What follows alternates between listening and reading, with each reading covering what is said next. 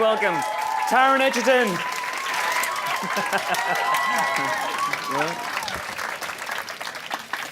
Hello, everybody. Welcome. How are you? I'm good. Yeah, I'm quite overwhelmed actually. Yeah, I'm all right. Yeah, I'm good. Yeah, I'm good. Congratulations, because Kingsman has made over $400 million I know. It's worldwide. amazing, isn't it? And this is your first film. Yes, not a bad way to this is my start. first film. Yes. Yeah. I made this in late 2013, and I've done a couple of other little bits since, but this was my first experience. Yeah. In fact, the first day you set foot on the set of Kingsman was the first time you'd set foot on a film set. It was Isn't indeed. that right? It was. Yeah, I remember it. I was on set with Colin, I think, and we were doing. I can't remember what scene it was, but it was. Yeah, it was surreal and amazing, and extraordinary, and I'm a very, very lucky boy. Did you get any sleep the night before? No, none whatsoever.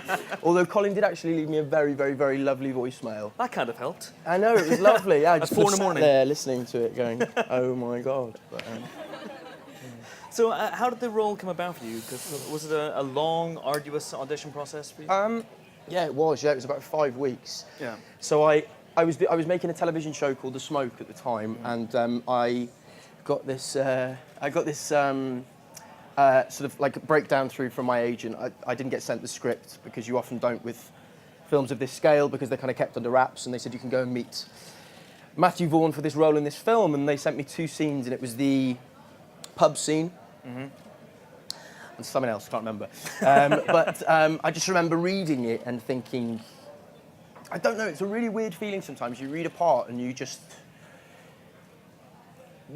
have to do it. Like, Yeah. you know, and it was such a huge, monumental kind of challenge getting a role like this because there were lots of brilliant young actors up for it, and lots of them who were far more established than I was or am. And but I read it and I just sort of knew I had to do it, really. And what started was a kind of 5-week process where Matthew kind of made me do running around and dive rolls, and I tried to sort of see if I could pretend to be a spy. In the first meeting, just run around. Just That's run around it. a bit. Just run around, just do something. Now roll a bit.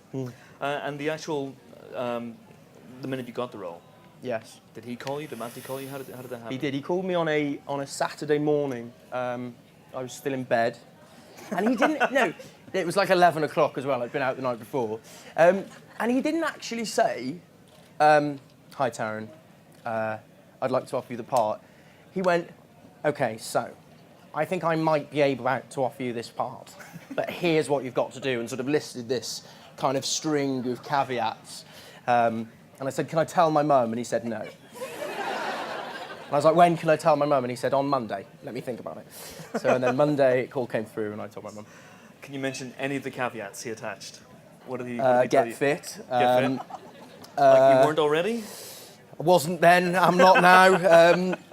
Yes, get fit. He said, no, here's what he said. He said, because you know I'll potentially own you for 6 years. And I went, right, okay. Yes, okay, sure. Okay. Anyway, it depends how well it does. And all sorts of other things, you know, but yeah. Okay. I'm not painting a very good picture of him. He's a lovely, lovely, lovely man. He's a lovely man. Everyone I know who's worked with Matthew Vaughn does the same impression of him. Yeah, it's probably a bit unkind, actually. He doesn't really sound like that. He's my great friend and I love him, but it's nice to take the mick a little bit of ribbon. But he does own you now, is that right? Yes, he does own me, yeah. He allowed me to take the handcuffs off for this talk, actually. It only happens sort of 2 or 3 times a year. So let's talk about the role itself, because Eggsy is, of course, a kid for me. Everyone here has seen it, by the way, just to make sure we're not going to give away any spoilers or anything. Yeah, that would have been ridiculous, Can you wouldn't imagine? it? Can you imagine? Because I haven't done anything else, so I don't know why else you'd be. You've seen it, right? Okay, just to double What's check. it called? It's called Kingsman. Oh yes, I caught it on the plane, yeah. The Kingsman, I believe. So the role itself, Eggsy's from the wrong side of the tracks. He is? You do not seem to be from the wrong side of the tracks. I'm have lived a very sort of cushy, kind of, you know, Welsh idyllic countryside upbringing. I'm not from an affluent background, but I've never wanted for anything. You know, I have a great family, really secure, and Eggsy's, you know, had a tough a tough time of it. Yeah. Yeah. So how did you get into the character? How did I get into the character? Well, I tried to learn that nightmare of an accent, and I listened to a lot of Plan B just to try and get that sort of, urban London sound. Yeah. I'd love to say there was more to my... I'd be rubbish on Inside the Actors Studio, wouldn't I? Just listen to some Plan B. Yeah. Listen to a bit of Plan B, yeah, that was about it, really. And obviously, you kind of spend a lot of time really reading it. And Jane and Matthew, brilliant writers, and he's a brilliant character, a very three-dimensional, fully realised young man, I think, and just spent a lot of time really reading it and sort of trying to get under the skin of him, really. Did you have to go through sort of lessons in, because obviously at some point, again, not to spoil it too much, but Eggsy becomes a gentleman spy and has a lethal crime-fighting machine. He doesn't have all the rough edges sanded off, but he does know how to comport himself and wears the suit. Did you have to learn all this stuff as well? No, I mean, in terms of the, I never really felt like I was sort of playing a different sort of part at the end of it in that, Sam Jackson's party scene. It just felt like, to be honest, I was doing a slightly camper version of Colin. Sort of got the suit. The suit kind of makes you sound straight. I'll do Colin. I just thought I'd camp him up a little bit. That was my thinking. Again, not going to be asked to go on Inside the Actors Studio, am I? I think there's something about the suit. The lovely thing about his kind of My Fair Lady journey through it is those clothes do all the work for you, really, So at the start, you're in the jeans and the Air Force Ones and a bomber jacket, and it kind of, it conditions the way you move. You move in a very relaxed sort of street kind of way, and then when you put the suit on, all of a sudden you stand tall and, you kind of adopt a persona and, yeah. Well, speaking of Colin, I won't be writing any books about acting anytime soon. Oh. Speaking of Colin, we actually have a clip now. We were just talking backstage there. This is your favourite scene.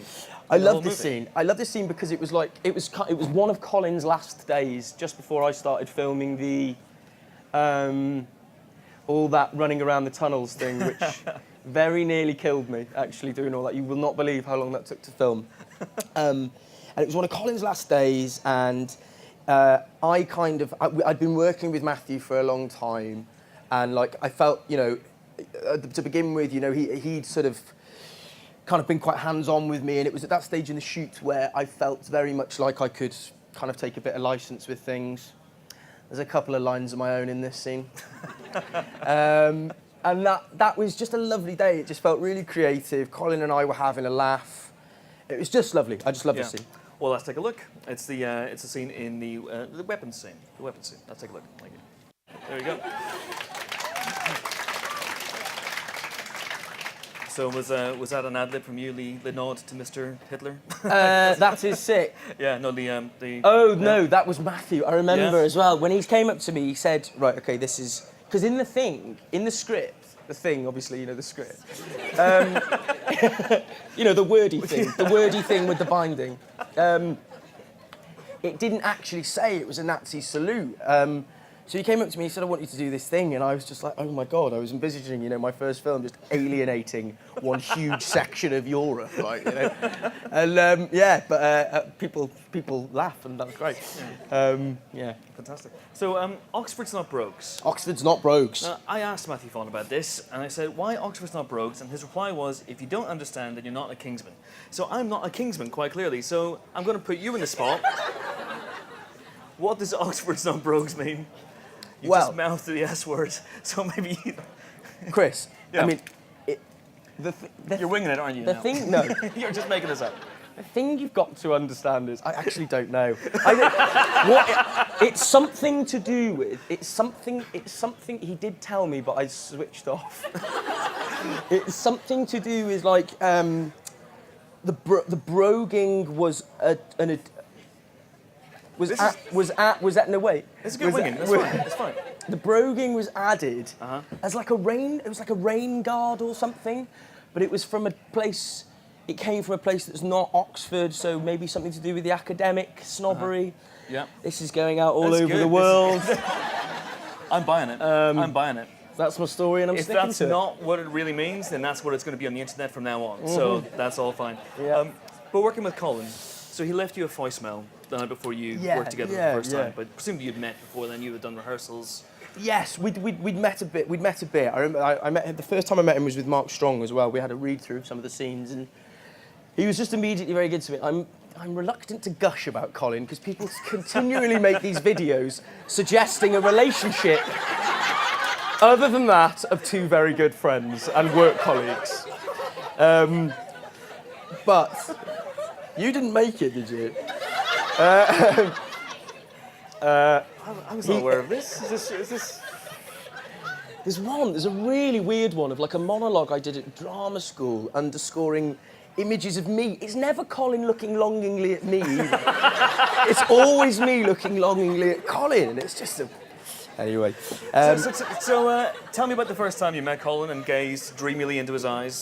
First time I met Colin. First time I met Colin, he was just, you know, I think he... My preconception of him was that he was, you know, he plays lots of quite held men, quite sort of, often quite emotionally inarticulate parts sometimes, you know, with King's Speech and Single Man, often quite, you know, some of his kind of signature roles are quite repressed, and I expected him to be very, very reserved, and the truth is he's a real talker, he's a really chatty, you know, and he was just, you know, very, very, very welcoming and very friendly. And I was obviously nervous because I'd never made a film before, and made sure that I had his mobile telephone number. Yes, that's right, ladies and gentlemen. And just, you know, sort of looked after me, really. You know, looked after me throughout the whole shoot. It was a difficult time for me for personal reasons at that time as well, you know, and it was just work was very demanding, and he was just a really good mate. He was a good mate, and he's obviously we all know how good he is at the old acting, but he's just a really good guy. It's like chemistry, because there's such chemistry between Eggsy and Harry. So you didn't really have to work at that, I guess? Well, we just sort of found out, we just kind of got to the stage where we were... Do you know when you get to the stage where you're taking the mick out of each other very quickly? It's always a really good sign, you know, because there's nothing, it's not precious between you. And we'd have a laugh with each other, and I think that was kind of, you know, it's important in that dynamic, that sort of slightly odd couple thing between Harry and Eggsy. So yeah, and that, you know, I wouldn't have had the bravery to try and forge that relationship with him. So that's, if anyone's responsible for the chemistry, it's Colin. He was very generous of him. That'll be on YouTube now with ba ba ba ba or something about it. Yeah. So have you seen these fan videos then? Have you seen there's a fan art as well? I've watched them. Yeah. Fan art? Okay. I've watched them. They're interesting. They're not as disturbing as some of the drawings I've seen on Twitter. Shall we move on? What's it called? Shipping. What does that even mean? Shipping. Yeah. We may have opened a can of worms here. Oh, really? Yeah. Is that a bad term? I don't know. Is it? No. Oh, is it? Fine. Oh, God. Okay, Oh, God. Good. Your face made me panic then. I thought I'd said something really rude. Presumably it's an abbreviation of worshipping? I think it means relationship. Relationshipping. But shipping is in travelling together, maybe? I don't know, shipping, like... Well, no? We've all learned a little bit about ourselves today, which is You come and do the talk instead. Should we have another clip? Yeah, cool, yeah. Cool. I'll set this one up. This has puppies in it. Please enjoy. There we go. Nicely cut off before the swear word. Yes, very smooth editing. Very smooth. The swear word is included in the finished film, of course. So the puppy, JB. Yes. You got to work with several dogs, I presume. Yes, there was a cut. No, the adult dog, George, was one dog. What I associate mostly with George was the smell of hot dogs, because. I mean, obviously, you know, but like the way we used to get him to do what we wanted him to do was that he would, these dog handlers would sort of come over to you and thrust sort of 15 lumps of sausage into your hand. I just remember, like, what, you know, you put it in your pocket, it's all slimy, and it's like, I don't know, it's not good. Yeah, and then there were two little pugs, and I was very, very fond of the little pugs. They were lovely, really sweet. George's hard work. Have you tried that since with other actors? The lumps of meat up the sleeve, or? I did try it with Colin actually at one point. Yeah. No, I haven't. Oh, fair enough. Let's take some questions now from you guys. We've got some roving microphones going around. There's a couple of hands raised right here, instantly in the middle. Hi. Hello. So firstly, it seems there's a sequel. I was wondering where you'd want Eggsy's story to go, and on behalf of quite a few people on the internet who can't be here, I've been requested to ask if you can sing something for us. Do you know what? I'm not going to.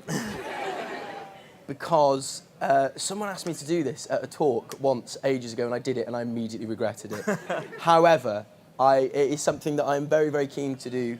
I'm not that good. Like, I'm all right. I mean, it's something I'm very, very keen to do in my career before the Too Distant Future, so it won't be too long, I'm sure, before you hear me doing it. Anyway, there was another more pertinent part to your question. What was it? Sequel. Sequel. Yes. Yes, I'm as aware of the rumours as everyone else is, and Matthew hasn't actually. Has he said anything to you? He hasn't said anything to me about it being certain. I know there is the will there, and obviously it's done very well. What would I want to see happen to Eggsy? What would I want to see happen to Eggsy? I don't know. I don't know what I'd want to see happen to Eggsy. I'd like to see, I suppose, you know, with any sequel, you have to kind of expand, you know, and it's already a sort of relatively international story with America and stuff, you know, going over to the hate church and that, and, you know, Sam Valentine's pad. But I guess it would be nice maybe to see the story take a more international turn, you know? Maybe see Eggsy foil some villains in, I don't know where. I'm trying to think of a country where I'm not going to offend someone, but, you know, Wales, yeah, exactly. Yeah, have him in Wales. I would like to see Kingsman 2 set in Wales so I don't have to move very far. So you just worked with Matthew, obviously, on...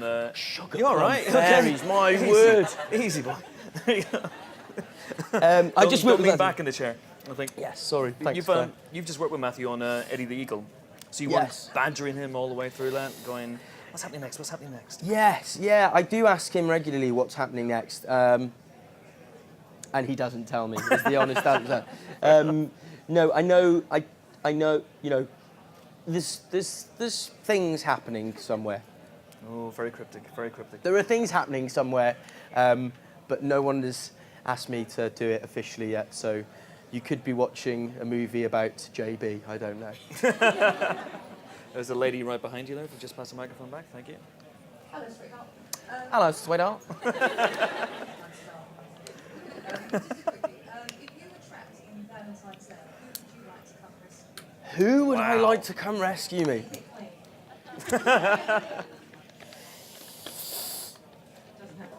Yeah, I'm gonna keep it clean. David Bowie's my hero. He is, yeah.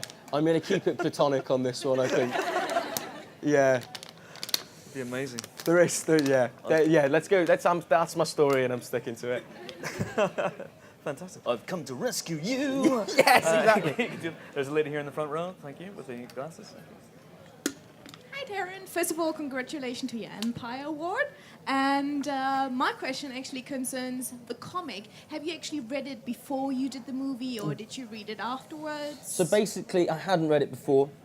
I hadn't read any of Mark's comics before. But I've just alienated approximately 57% of yours. I read it while I was auditioning, yeah. I think, and Colin had read it by that stage. Yeah, so I read it when I was auditioning. I was actually wondering, because in the comic, he's not actually called Exy at all. He's always Gary. He's called Gary Unwin, and yeah. he's quite the jerk. So whose decision was it actually to make him in the movie really lovable? I think Exy is actually one of the most lovable characters. I really, really tried. What can I say? The Eggsy thing, if my memory serves me correctly, Eggsy is the name is the nickname of one of Mark Millar's best friends. And Matthew heard it and just loved it, basically. There's lots of little people being called friends things in the movie, you know, little cryptic. They're all Matthew's mates, basically, you know. So, yes, I think that was just, Matthew just felt that it was something that would stick in the memory, I guess, you know. He's clever, you know. Gary is quite forgettable, I think, you know, whereas Eggsy kind of is quite unusual. There are two people at the sides with their arms up for so long, I'm getting worried about their health. So there's a gentleman over here. Thank you. He's already got the microphone. As another young, great British actor playing a spy and mentioning JB, Would you take on Bond? I don't know. I feel like I'm a bit. I don't know. I'm a bit boyish for Bond, aren't I? He's kind of like he's all man. Like he's like Daniel Craig and big, muscly, rugged. I think. I suspect I'm probably not the best man for the job. Obviously, it's every little boy's dream, but also. I don't know. What am I going to say? Yeah, I'll play Bond. Bring it on. Yeah. No, Oh, now you've said it. Oh, it's out there now. 10 years' time, maybe? maybe 10 years' Yeah. time, when the beard fills in. Eggsy Bond team up. I could see it happening. Split screen. Eggsy Bond, do yeah, that would work. there's a I'd gentleman outdo him. Right over here on the right hand side. Hi, thank you. Two-part question. Oh, that's cheeky. Okay. You also worked with the legendary Michael Caine. What was it like working with him, and did you learn anything from him? He's amazing. He's an amazing man. First thing you need to know about Michael Caine is he's got massive hands. That's the first thing I noticed. Huge, enormous hands. I've got like I borrowed my hands from a 12-year-old girl, and he's just got these like big bin-lid hands. I mean, I always think it's always just like your question when you're asked what you learn from other actors, because I think it's so about you express yourself through other characters. So you can't learn to do the you can learn to do the Michael Caine impression, but you can't really learn how to act like someone else, because you can only really express yourself. That being said, I think there's a lot to be said for how someone like Michael Caine conducts himself on set. He's a really, really, really generous, warm-spirited man who he kind of has everyone in the palm of his hand. So and he's obviously such a piece of cinema history that everyone on set is kind of tuned into him and listening to him, and he has these great stories and he's very funny. I mean, if you figure out how to learn what Michael Caine does, then please do let me know. It's a recipe for longevity, isn't it? It's amazing. He's in his 80s and he's still doing it. He still seems to have the appetite. In and his the drive 80s, and you think like, they say that you grow more frail and you get smaller when you get old. I mean, he must have been 8'3" about 30 years ago. He's enormous. You mentioned it there, and you learned to do the Michael Caine impression. Did you learn to do the Michael Caine impression? And would you? I didn't learn to do it. Matthew came up to me on set one day and said, "Okay, so I've had this idea. You're going to do a Michael Caine impression in the credits." And I went, "Matthew, you're going to kill my career before it's even started." Thankfully, it didn't make the cut, and I'm assured that the footage has been destroyed. There is no way I'm doing a Michael Caine impression now. Just no way. All right, we'll let you off. There's a lady right at the very back. Hello. It's not actually a question about the film. I was wondering if you were interested... That's okay, I do lots of other things as well. I was wondering, actually, if you were interested in doing more theatre. Yes, I am. Desperate to. It's been over two...